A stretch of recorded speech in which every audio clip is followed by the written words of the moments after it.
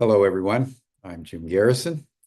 I want to welcome you to this session of Humanity Rising as we contemplate the events in Ukraine. I'm very pleased to say that about an hour ago, I had the opportunity to talk with Professor Jeffery Sachs, who's been one of the leading commentators on Ukraine and the Middle East and China and world affairs. I'm sure most of you have heard of Professor Sachs. He's had a very distinguished career over many, many decades at both Harvard University and Columbia University, where he's a professor of economics and runs the Institute for Sustainability. He's committed to matters of state. He is deeply insightful into matters of economics and geostrategic implications of economic policies. He was deeply involved in the Soviet Union, in Eastern Europe during the end of the Cold War, and then during the 1990s. He and I crossed paths on a number of occasions, and I've been deeply respectful of his point of view. I've been trying to get him for over a year, so I was very pleased to talk with him earlier today. He couldn't make this time slot, as it turned out. So what we're going to do is we're going to play the recording that we just did. And then when the recording is finished, I'll come back on and make some additional comments. So welcome everyone to Humanity Rising, and we'll now hear from Professor Sachs. So Professor, thank you for joining us today. Let's dive right in. What is your assessment of the current state of play in Ukraine, given the meeting between the United States representatives and Ukrainian representatives without Zelensky and Jeddah, Saudi Arabia, call for a ceasefire? What's your analysis? What do you think is going to happen next? Well, there's a lot of noise to signal ratio, as we say. So there's a lot of opaqueness, partly because the President of the United States makes new statements by the hour, often contradictory with the ones the hour before. So there is a lot of uncertainty. At a fundamental level, I believe that this war is ending. Thank goodness. I do not see the Trump administration going back to Congress, for example, to ask for new appropriations for armaments for Ukraine, given all that has been said by the administration, and given the realities in Ukraine that more fighting is deadly for Ukraine. It's not in anyone's interest, not Ukraine's interest, American interests, or Russian interests. Of course, there's a lot of confusion because not only mixed messaging from the United States, but also from Europe, where there are strong rhetorical flourishes of continued war for, quote, as long as it takes, without defining takes for what. Nobody is very clear about any of their purposes right now. My own view is that this war never should have happened, could have been avoided. It was largely provoked by the U.S. Expansion of NATO, which never should have taken place, by the U.S. participation in the 2014 coup in Ukraine, in which the U.S. played an improper role, by the failure of the U.S. to negotiate with Russia, by the failure of the U.S. and Ukraine to support and implement the Minsk II agreement in 2015 onward, which could have ended what was already a serious conflict, and by the U.S. Basically sinking a peace agreement between Ukraine and Russia in April 2022 that could have ended this conflict. All of this is to say, this war never should have happened, could have been stopped, can be stopped right now. The basis for stopping it is to stop NATO enlargement, to give guarantees to Ukraine, which in my view should be guarantees through the United Nations and especially the UN Security Council. And at this point, given the long history of this conflict, there will be territorial concessions by Ukraine, painful ones, but ones that would not have happened had we taken exit ramps all along the way. And so this is a bad situation to a large extent of, I'm sorry to say it, but of American making. Yes, yes. Well, let's talk about the immediate next steps. The United States wants a ceasefire. The Russians have said a ceasefire can only meaningfully take place within the context of negotiations that ensure Ukrainian neutrality, demilitarization, and the de facto reality on the ground that the Russians have taken essentially the eastern Ukraine, east of the Dnieper, and Crimea. What do you think is going to now take place? It seems to me that the Trump administration is initiating a process. And even though the ceasefire is the first overture, that's not likely to happen for some time until there's meaningful negotiations on key issues. What's your view?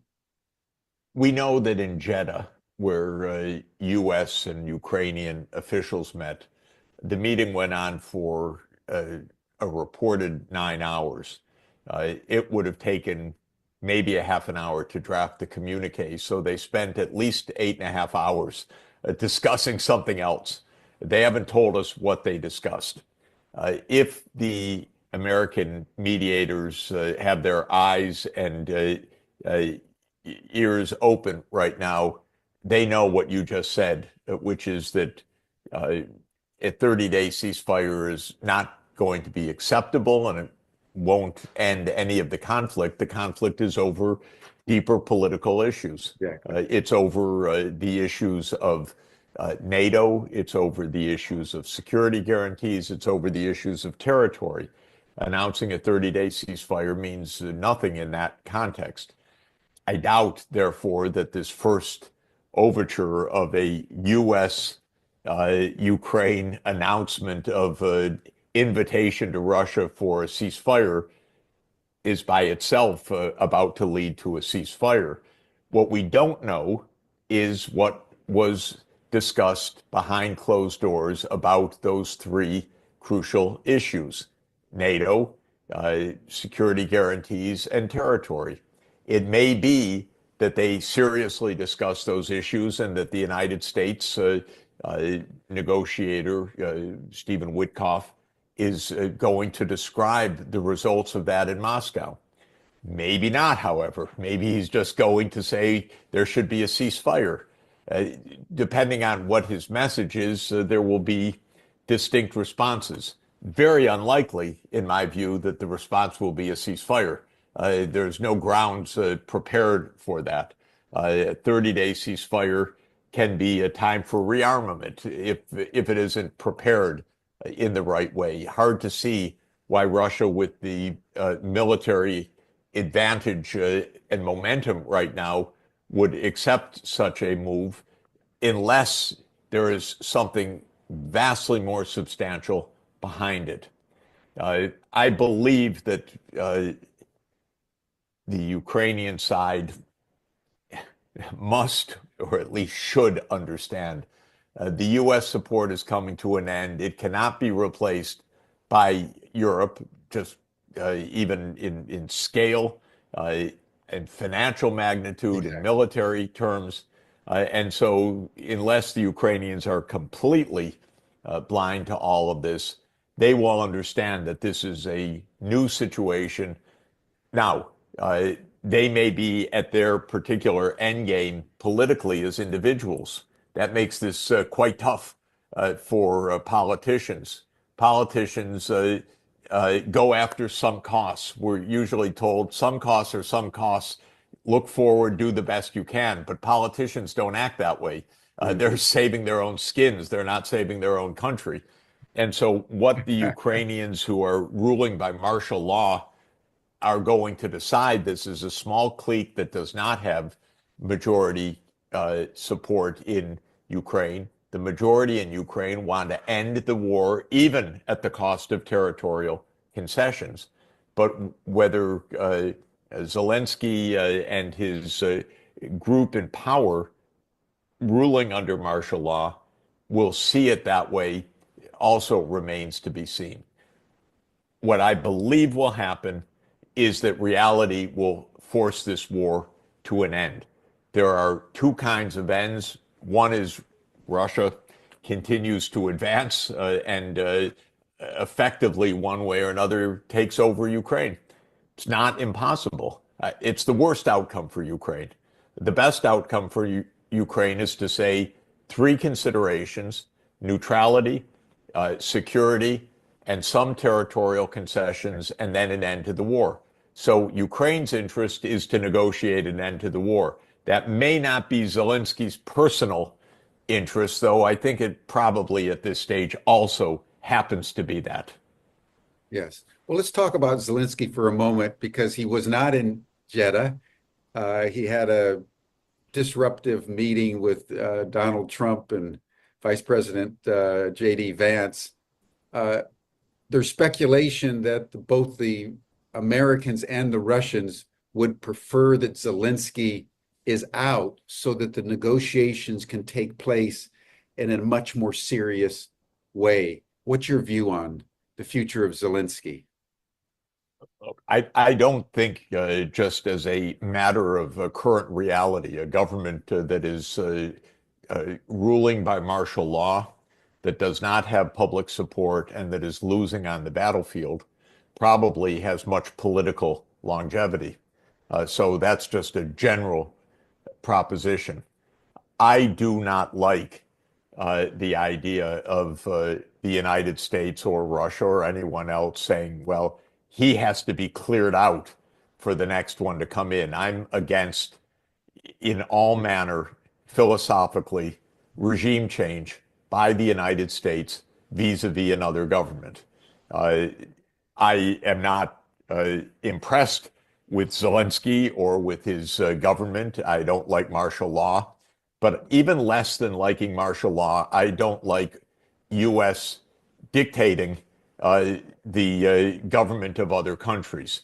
And in the past, in situations that have at least a small echo, for example, when the U.S. In the Kennedy administration was very frustrated with South Vietnam's leadership, the U.S. ambassador in Saigon, Henry Cabot Lodge Jr., urged the United States CIA to participate or to support a South Vietnamese coup to replace the government. It was awful. It was a disaster. The South Vietnamese leader was killed. Kennedy was violently ill the moment he heard that news in early November 1963. There's a famous anecdote about him being whispered the news, and he almost goes nauseous and leaves the room pale because of the murder of the South Vietnamese leader. All of this is to say the U.S. has engaged for decades in coup after coup after coup after coup. I don't want that. I don't, frankly, want us to decide who rules Ukraine. What I would like is for the United States to be clear. We're not funding this war anymore. We believe that it should be ended on the grounds of the three main issues that I keep mentioning, which is neutrality, security, and a territorial adjustment. Whichever government is in power in Ukraine uh, should accept the responsibility of doing the best for Ukraine, and that is a peace agreement. And that's how I view the situation. At a personal level, just as a reflection, I'm not impressed with Zelensky. I'm not impressed with the regime. I'm not impressed with a small martial law-led group that sends young people to their deaths on the front line. I'm not impressed with the government that said in October 2022, we will not negotiate with Russia. So, but that's not the same thing as saying a new leader should be imposed. Right, gotcha. Let's turn to the relationship between Donald Trump and Vladimir Putin. You know, it's a complicated one because throughout the first Trump presidency and now with his actions around Ukraine, you keep hearing this special relationship and that somehow Trump is an asset of the Russians and being manipulated by the Kremlin and so forth and so on.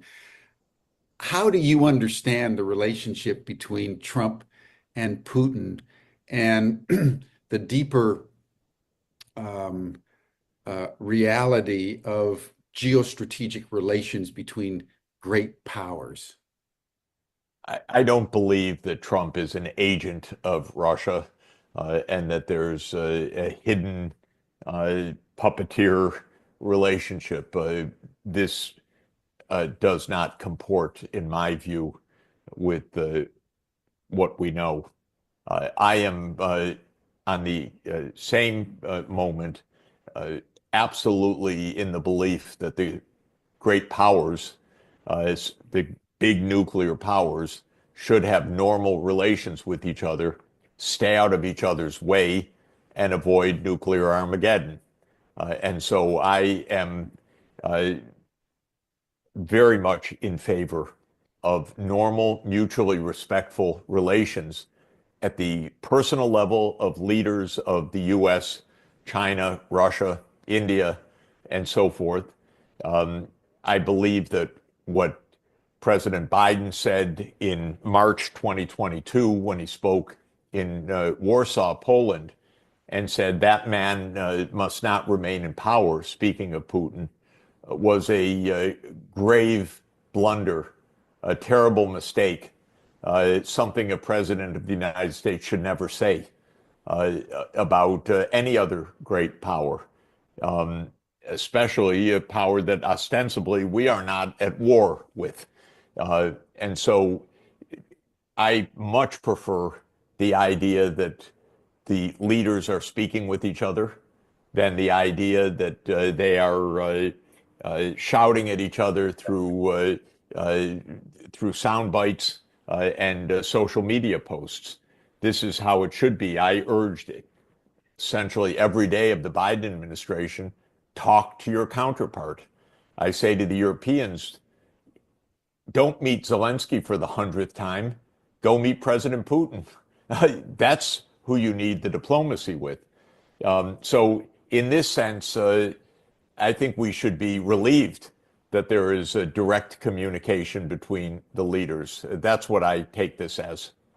Yeah, yeah.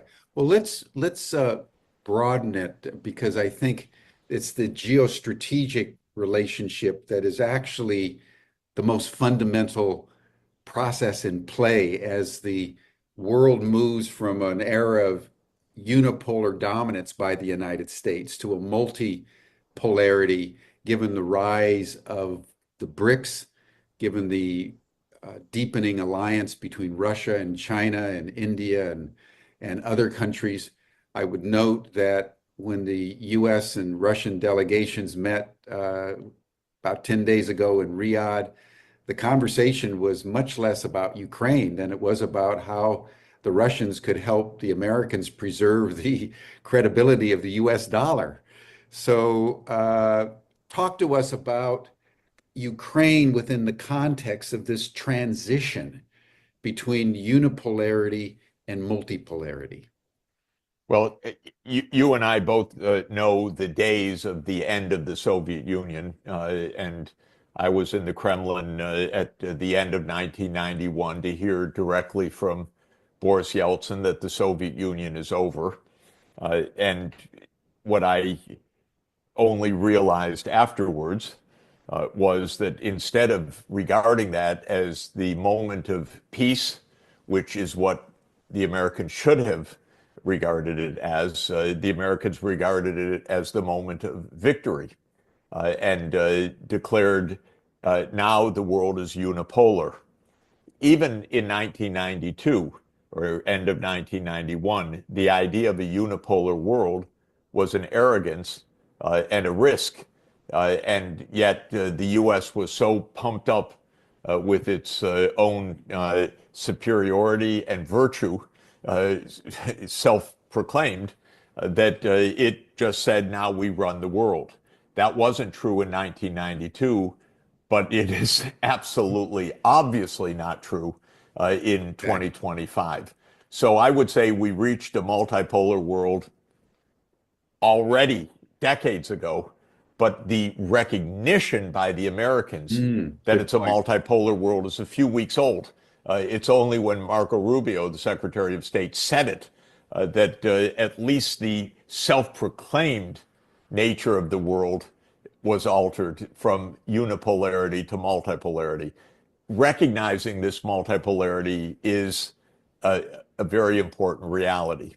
I regard there as being right now four great powers, if one could put it that way: the United States, Russia, China, and India. These are all nuclear superpowers. They all have very large economies, technically sophisticated space programs, and many other attributes of major power.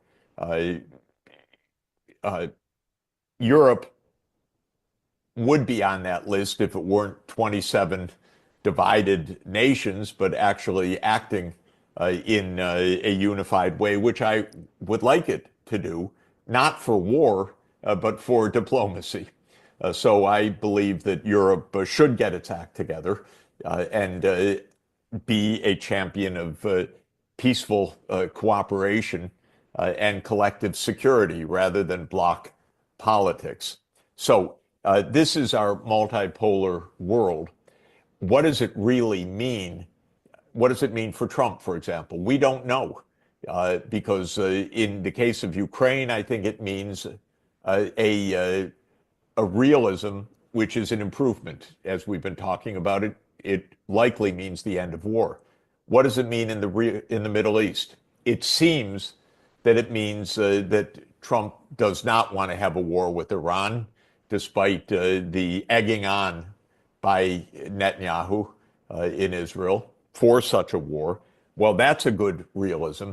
What does it mean for peace in the Middle East? That depends on whether Trump uh, endorses what I think is the key to peace in the Middle East, and that is a state of Palestine living alongside the state of Israel. That seems to me to be the essence of the question.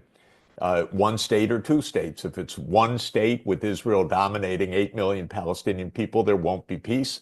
If it's two states where the Palestinian Arabs and the Israelis live side by side, there will be peace. So that's a choice, and I hope Trump makes the right one. We don't know yet.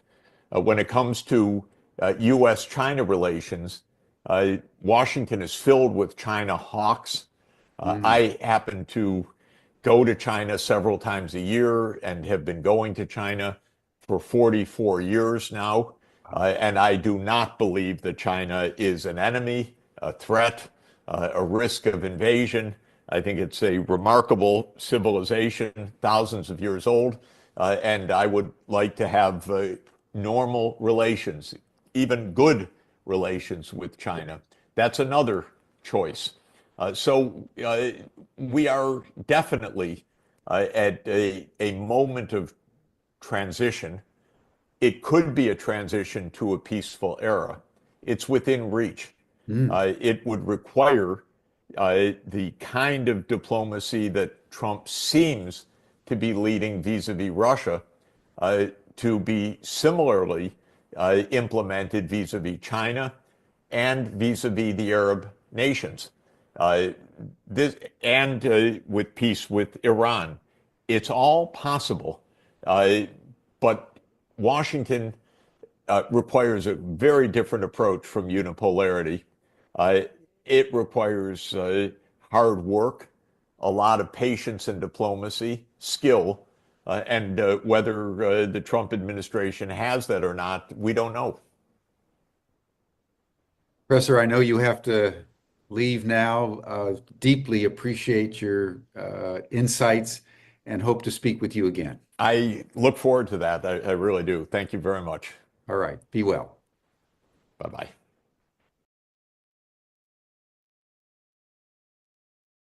That was Professor Sachs, and I had an opportunity before we went into the recording to compare notes because we were both in the Soviet Union at the same time, doing very, very different things. But as I mentioned earlier, crisscrossing from time to time, I respect him very, very deeply. He's one of the sane voices in the American political class that is recognizing that the world is fundamentally changing. So I hope to have him back down the trail. What I thought would be important as we contemplate Ukraine in particular today to fill out some of the details from the meeting in Jeddah and to comment on what is now sweeping the Western media around a ceasefire, because I think that is very important to be taken within a larger context of what happens when wars end. Let's start with the US-Russian meeting in Riyadh, Saudi Arabia, about 10 days ago. First, I want to note that it was in Saudi Arabia. It wasn't in Europe. And that is a pretty radical departure if you know the history of summits and various other meetings that have taken place between the United States and Europe, rather the United States and Russia. They've almost all taken place in Europe. But this time it was in Saudi Arabia. And that's worth just noting because increasingly Europe is becoming inconsequential. And because of the politics of the European leaders, a complication that does not serve the furtherance of a negotiated process toward peace. I'll circle back to this later on in my remarks, but I just wanted to note that these meetings are taking place outside Europe. And that is an indication that what Professor Sachs was saying and what I've talked about multiple times on Humanity Rising, that we're experiencing this move from a unipolar world where the United States, the G7, the Europeans basically controlled everything, to a multipolar world in which countries like Saudi Arabia are emerging as honest brokers. The second thing I wanted to note is that in the meeting between the Russians and the Americans in Riyadh, the discussion of Ukraine was very limited. What the Americans were mostly interested in, as I indicated in the interview with Jeffery Sachs, was how the Russians were going to work with the Americans to support the stability of the US dollar. And I think this may be the most seminal point in the entire discussion about what's going on in Ukraine. The rise of the BRICS nations is the first time in the last 500 years of planetary history where a coalition of nations, not European, not North American, have risen to an ascendancy. Think of them as the people of color, the non-whites, the non-Caucasians, which have been for 500 years subordinated under the boot of the Europeans and the Americans, but which are now building a coalition, trading amongst themselves, and have a strategic goal of eliminating the US dollar as the world's primary currency. When this happens,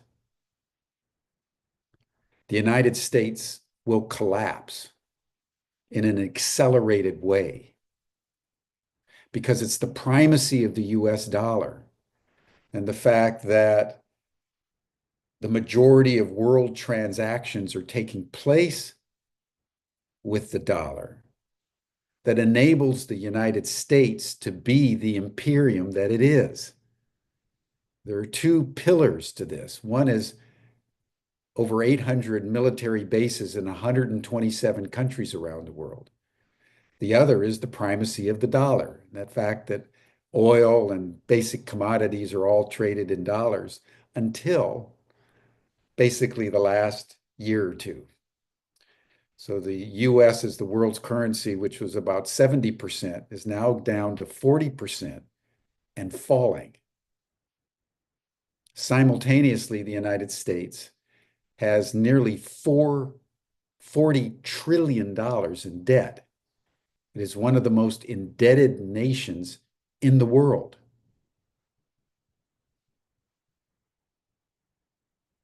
So when we're thinking about Ukraine, we need to bear in mind that the ground has so fundamentally shifted from under the feet of the United States that the Americans have no cards to play. And that also is unique. You know, in Vietnam, even in Iraq and Afghanistan, when the United States left, it left, but it maintained its imperial prerogatives. That's gone. And Donald Trump understands that he needs Vladimir Putin in a way that no US president has ever understood because they didn't have to, because the United States ruled supreme, but no longer. And that's the essence of what's taken place in Ukraine. And I want everyone to think about this for a moment.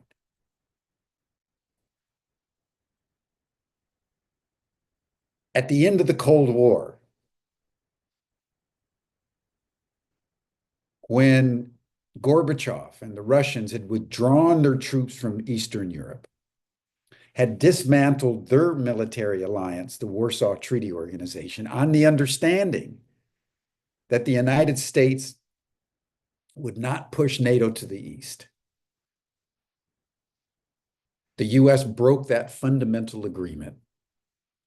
And in the rise of the neocons in the US foreign policy and political establishment, the US entered into its delusion, as Professor Sachs just said, that it was the unipolar power. But there was no country that could stand against it in any meaningful way. The Soviet Union had collapsed. Russia was impoverished. China was still essentially agrarian and weak. And so the Americans felt that they could do anything they wanted. So they pushed NATO to the east. They then decided they were going to take Ukraine. And that's when Vladimir Putin and the Russians said no. The Americans blew them off because we're in our unipolar moment. Nobody can stand against us. We can do whatever we want. And the fact that when Ukraine seceded from the Soviet Union at the end of 1991, and in the secession agreement from the Soviet Union, it was agreed that Ukraine would be neutral. And even though the Ukrainian constitution said that Ukraine would be neutral, and that the overwhelming majority of Ukrainians,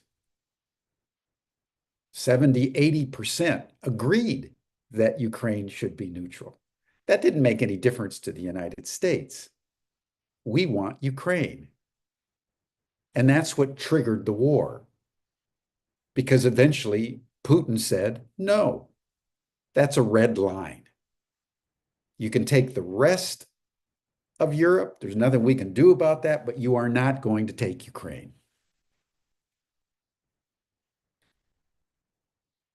The extraordinary thing is that Russia won the war. And this may be the most startling realization that people in the United States have yet to take in. That even though the entire NATO alliance was supporting Ukraine, backed up by the full weight and measure of the US military, and the Ukrainians received hundreds of billions of dollars of the most advanced weaponry in the world. All their maneuvers were being coordinated by or with US supreme commanders out of the Pentagon, out of Brussels, out of Berlin. This wasn't the Ukrainians fighting the Russians. This was the entire NATO alliance and the United States fighting the Russians through the Ukrainians, providing for the Ukrainians everything they needed. It was not conceivable to the Americans that the Russians could stand against this. That's why the chairman of the Joint Chiefs of Staff, Milley, said shortly after the war began, the whole purpose here is to weaken Russia. And then lo and behold, here we are in 2025,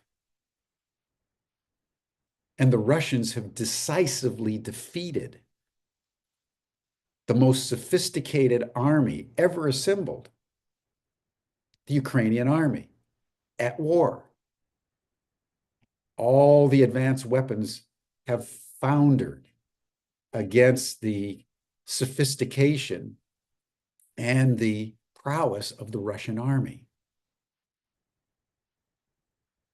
So the Russians and the Chinese and the BRICS countries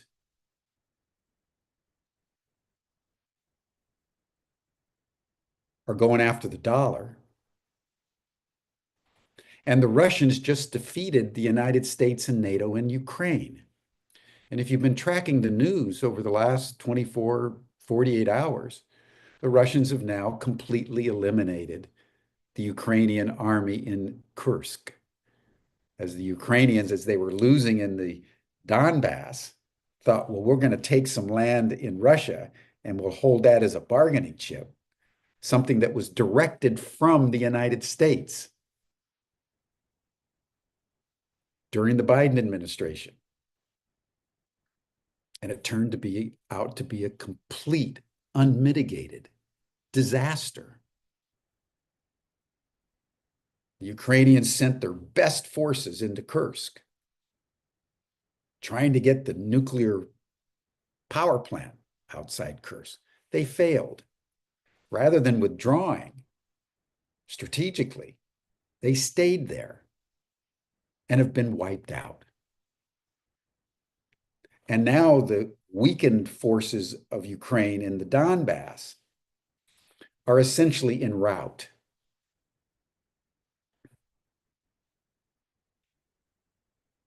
So when we think about ceasefires, we think about what's going on, we really need to understand the underlying context of what's now going to take place.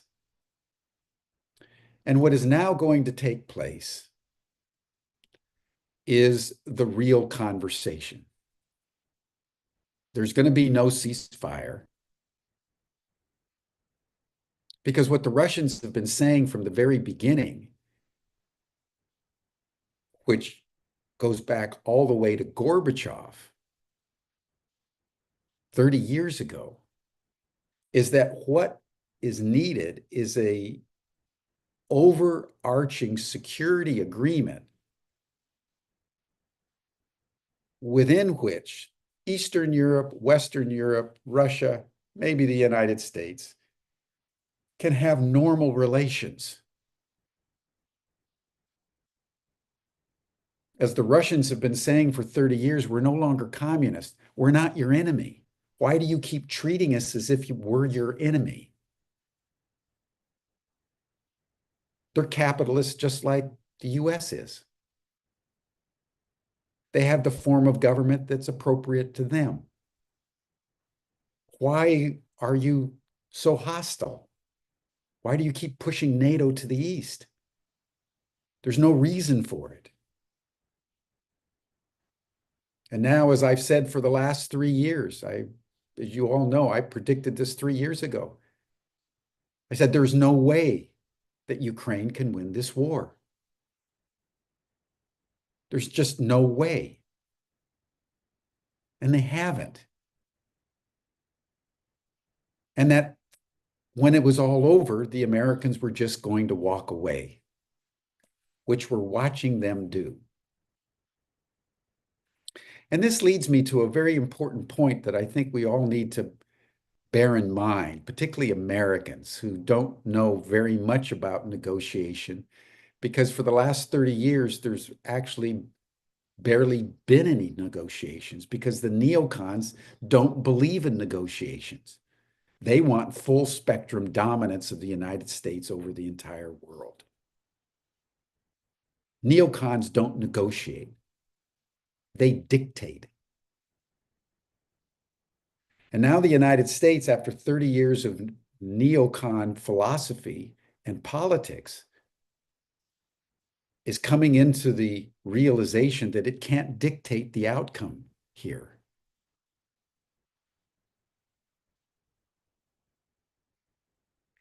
And so this leads us to a discussion of how do wars end? Well, wars end on the battlefield. That's the truism of war. Look at Vietnam. The United States only went to Paris to negotiate the peace agreement after it lost against the Viet Cong decisively in Vietnam.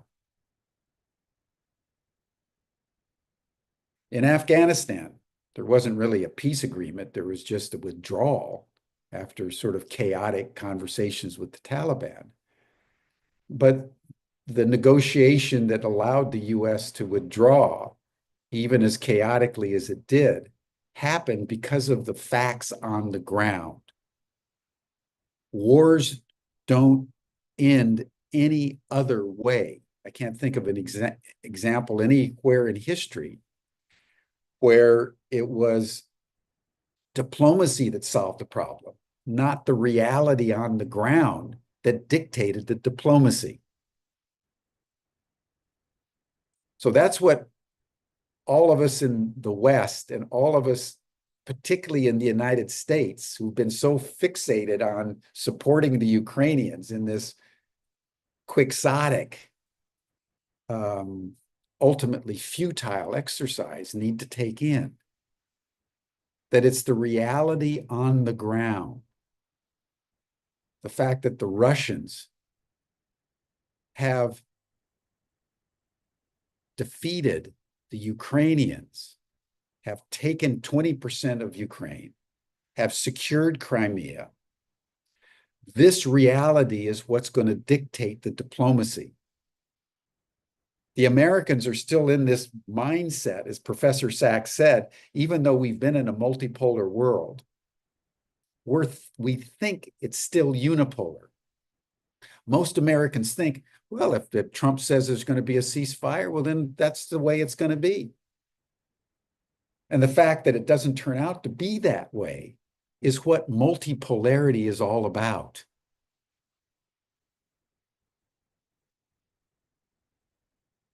And this multipolarity is a quicksand, not only for unipolarity, but for the American imperium, which is in a state of radical decline.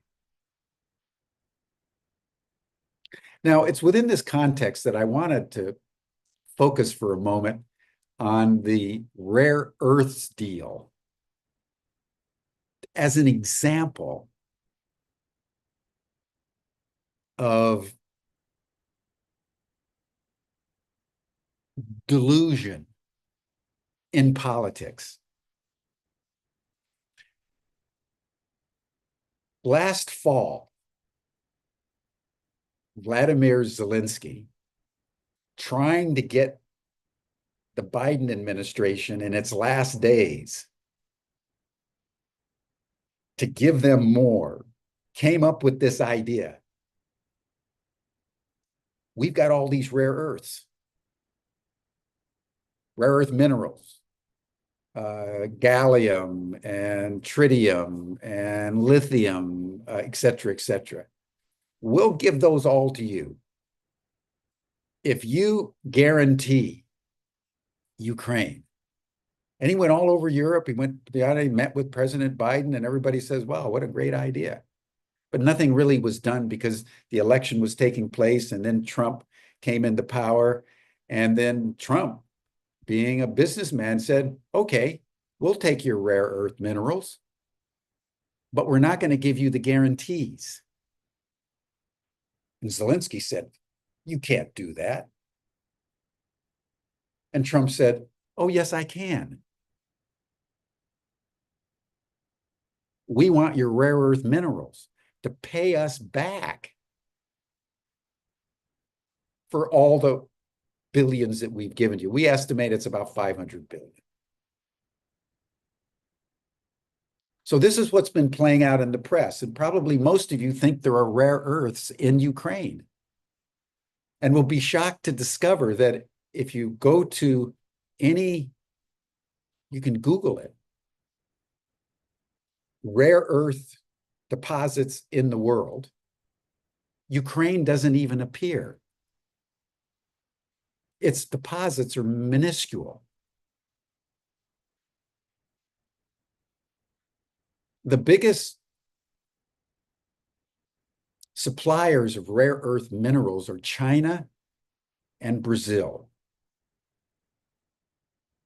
Cumulatively, about $30 billion of rare earth minerals are bought and sold in the world in a year. And just to give everybody a perspective, that equals 2 days of the oil trade. So rare earth minerals, 30 billion a year. Oil production, trade, 48 hours. That's how big the oil market is. Let's say that Ukraine was able to just figure out they're got to be here somewhere and produce $3 billion a year. That'd be 20% of the total world output. They came up with $3 billion a year. It would take them almost 500 years to pay back the United States the 500 billion.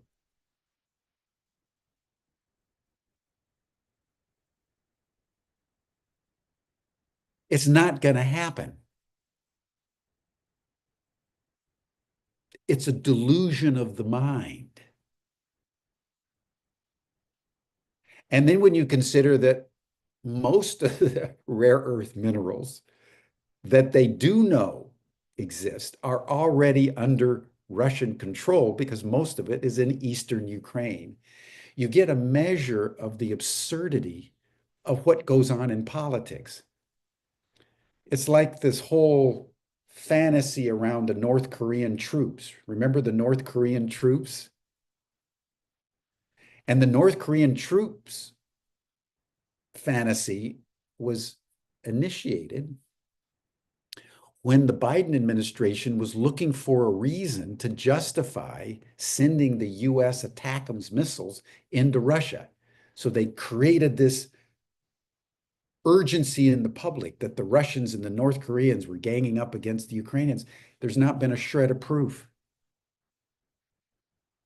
There have been no North Koreans on the front lines. And now nobody talks about the North Koreans because the North Korean fantasy was serving the political objective of legitimating the US escalation, which almost took us to a nuclear exchange. So the rare earth minerals fantasy is along the same lines. But you can see in the meeting with Zelensky and Trump and Vance, and about a week, 10 days ago at the White House,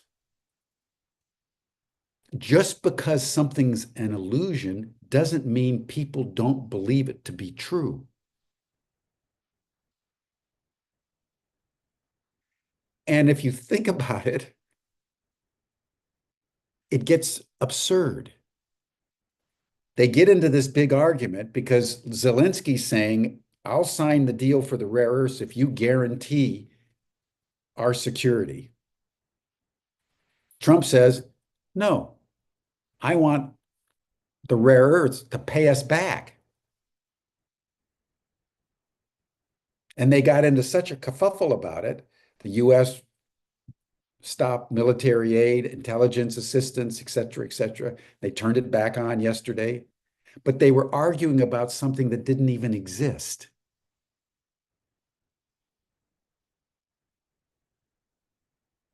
And I bring this up because, as I say over and over,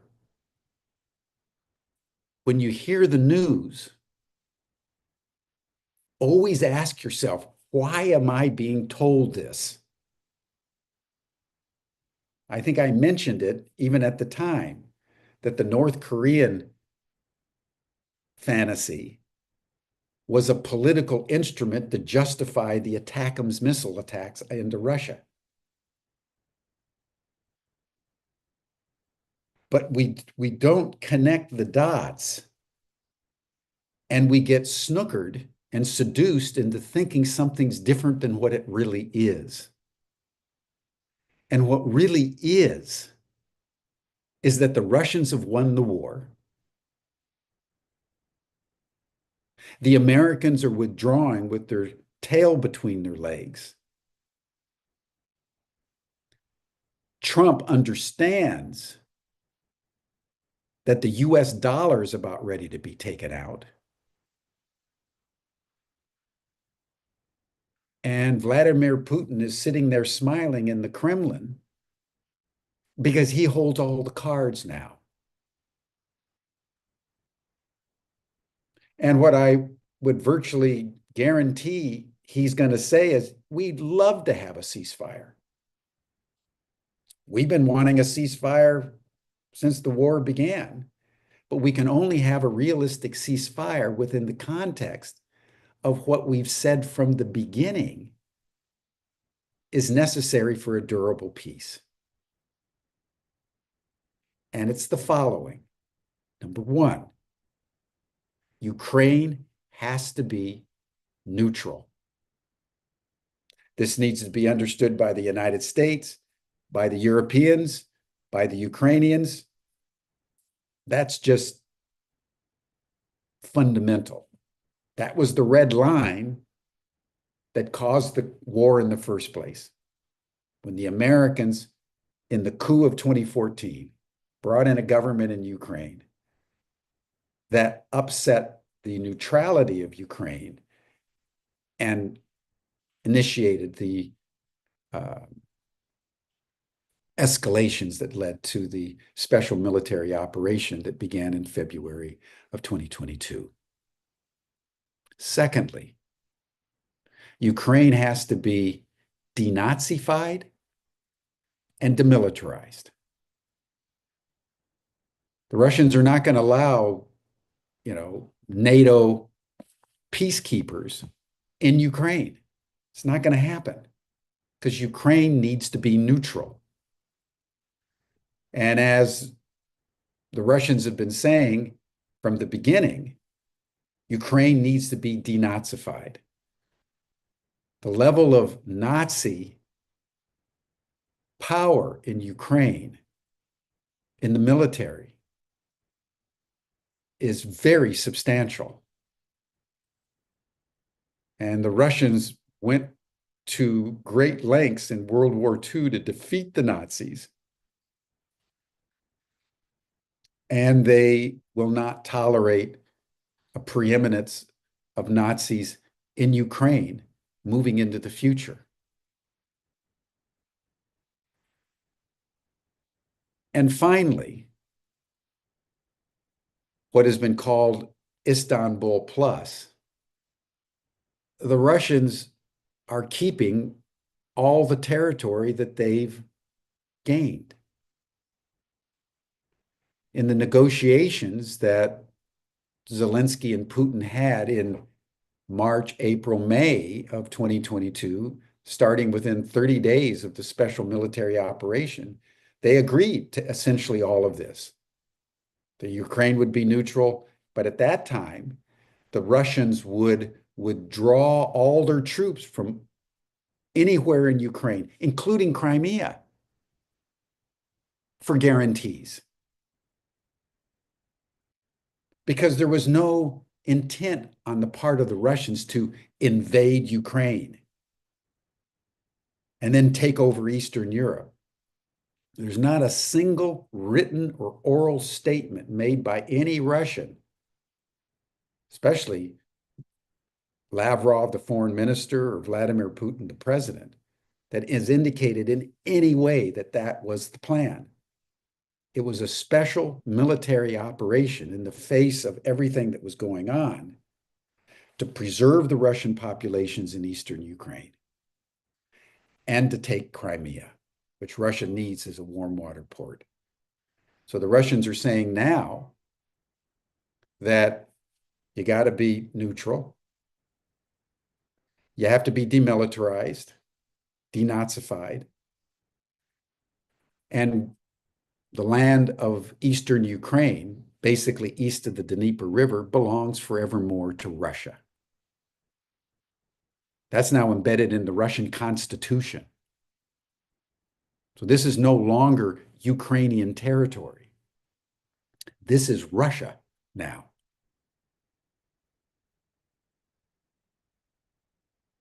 And given everything else that I've said about the context surrounding Ukraine, the United States and the Ukrainians and the G7 and the EU, they have no choice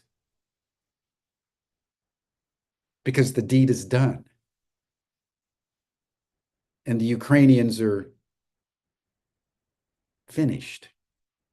They may last over the next several months, but the Russians are pushing now inexorably west along the entire front line.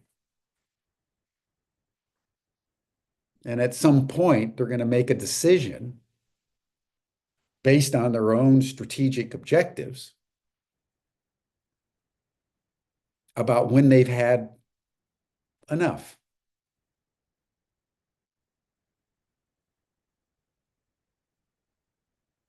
And there was going to be very little in the end that either the Ukrainians or the Americans are going to have to say about it.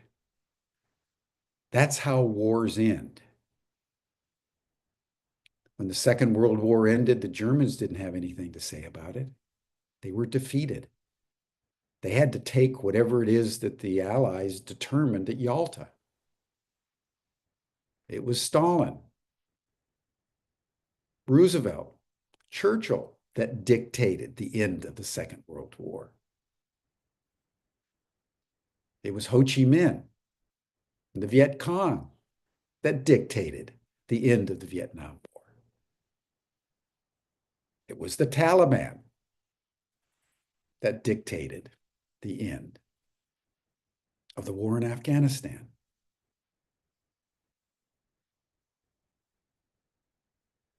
It's worth noting, by the way, in Afghanistan, one of the reasons why the United States said in the public domain that Afghanistan was so important, it was by oil in Iraq, but they said there's estimated $1 trillion worth of rare earth minerals in Afghanistan. 1 trillion. And we're going to get them all. 20 years later, when the United States left Afghanistan, not a single rare earth mineral had been taken out of the ground. The Chinese looked at it. The Chinese are very good at these kind of things. And they concluded it wasn't worth it. Too difficult, and Afghanistan is too corrupt.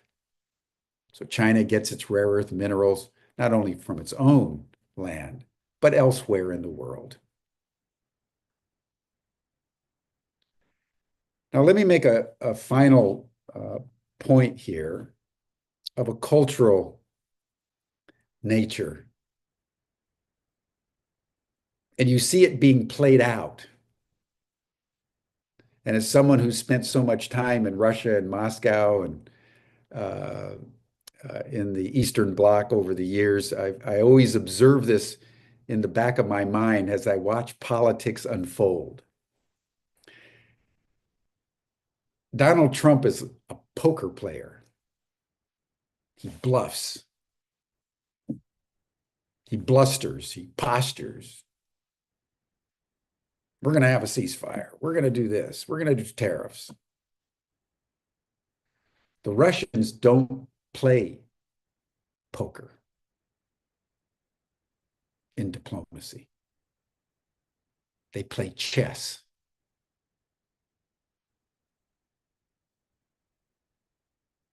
And the distinction between poker and chess is what you're all going to see played out as the Ukraine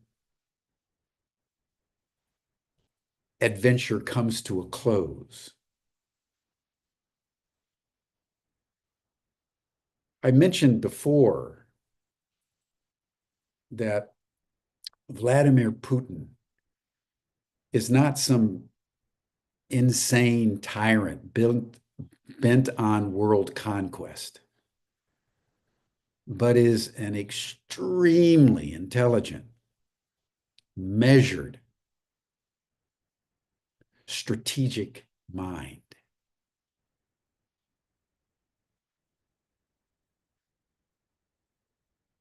He rebuilt Russia from the ashes of the Soviet Union, even though there was extensive attempts on the part of the U.S. military and intelligence communities to destabilize Russia particularly during the Yeltsin administration. He rejuvenated the Russian Orthodox Church and gave Russia a new ethos.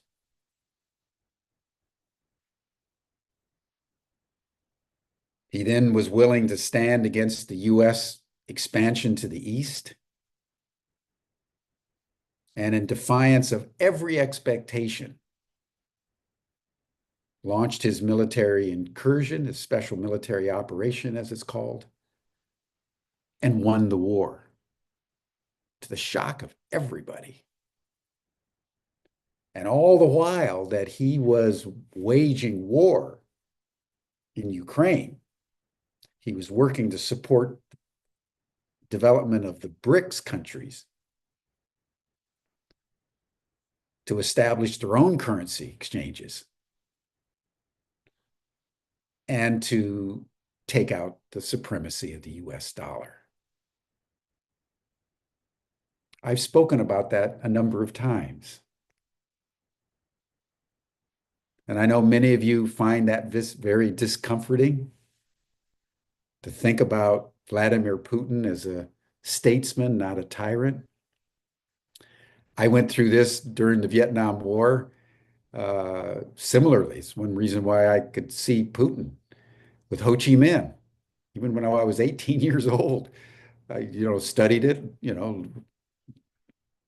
looked at his history and said to everybody, Ho Chi Minh, he's going to defeat us. He's smarter than we are. He's more strategic. And I was called a communist multiple times. My father eventually even disowned me over the Vietnam War because I said exactly what I said about Ukraine. We're going to lose, and the US is going to walk away. And I am not going to go fight in that war. It's not going to happen.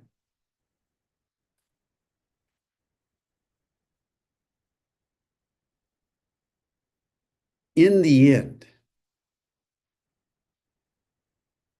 the world is changing.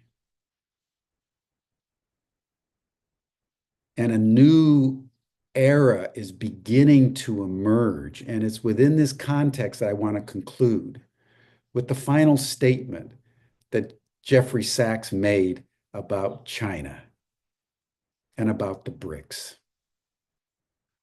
The entire edifice of the BRICS, Brazil, Russia, India, China, South Africa, and 100 other countries that want to join, Iran, Egypt, the Emirates, etc. That edifice is based on cultural exchange, trading exchanges, all kinds of interactions without war. The Chinese have said repeatedly, it is possible for this earth to interact amicably and in good humor without war. What is it about the United States that you can't understand this very simple principle of human relationship? Why does the United States always need to go to war? In separate interviews, Jeffery Sachs has said that they've counted up that the United States, since the Second World War, has overthrown, destabilized 100 countries through coercive force, through economic strangulation, through military intervention. What's going on in Somalia, what's going on in Sudan, most of the wars, Congo, the carnage in Congo is all being instigated one way or another by the United States. And the Chinese and the Russians and the rest of the world are tired of it. That's why the BRICS is now emerging. And we in the United States, at some point, have to lay down our weapons and join the rest of the human race, not as superiors, but simply as peers. So I agree with Professor Sachs that there's a new world order emerging, led by China, led by Russia, led by India, and others, that are seeking a new model of human interactivity beyond colonialism, beyond coercive dominance of one power over the weaker powers. And that's a world, in my view, worth working for. And it's a world that I think is coming. And I think Donald Trump, in all the craziness of his mind, somehow intuits that these kinds of changes need to be made, starting with Ukraine, in part because he knows he has no other choice. And in part that I think he has an instinct to eliminating conflict so people can do business. And I want to end this by just saying, I think this is all possible, everyone. We don't need to think of Vladimir Putin as this Hitler-like tyrant. Just like we didn't need to think about this around Ho Chi Minh or Saddam Hussein. These are constructs of the mind, like the rare earth minerals or the North Korean hordes on the front lines in Kursk. These are fantasies of the mind. And these fantasies can cause a lot of damage because if you make decisions based on a fantasy and you've got military weaponry, you're going to end up doing damage to others and damage to yourself.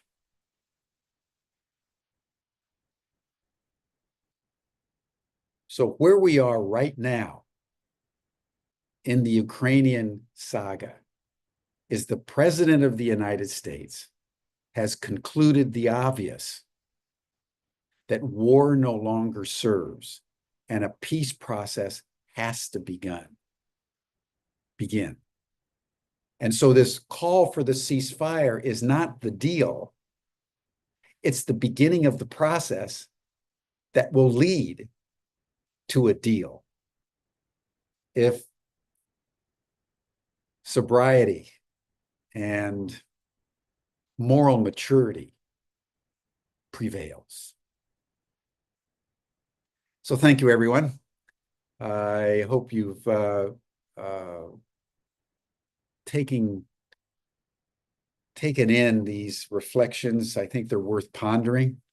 We'll be returning to these themes over the next couple of weeks as events unfold. I'll join the after chat for a few minutes if you want to deepen this conversation, and then we'll see you all tomorrow for another journey into original love as discerned by a young man who has been deeply immersing himself in shamanic wisdom. Thank you, everyone. See you in the after chat. Bye for now.